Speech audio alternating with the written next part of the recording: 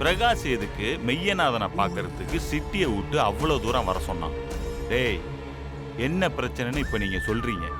பிரகாஷ் என்ன பண்ணாலும் உங்கள் 2 பேருக்கும் கண்டிப்பாக தெரிஞ்சிருக்கும். மாப்பிள்ள உங்களை உரிச்சு எடுத்துருவான். உண்மையை சொல்லுங்க, அடி வாங்கி செத்துறாதீங்க. மாமா, இதெல்லாம் வேலைக்காவாது. பேசாம 2 பேத்துல எவனாச்சும் ஒருத்தனை முடிச்சு விட்டுருவோம். அண்ணே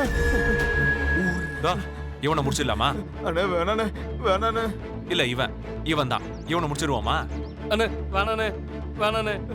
ஏய், என்னடா அண்ணன் தொன்ன? மாமா, எனக்கு இந்த ஸ்பிரிங் மண்டேன கொஞ்சம் கூட பிடிக்கல மாமா. அப்படியே அறுத்துட்டுமா?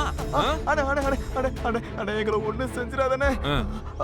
அண்ணே ஒரு விஷயம் தானே தெரியும், அதுவும் சொல்லிடுறேண்ணே. பிரகாஷ் மாதிரி அல்பாயுஸ்ல போகணும்னு எங்களுக்கு ஆசை இல்லைண்ணே. தெரிஞ்சது சொல்றேண்ணே.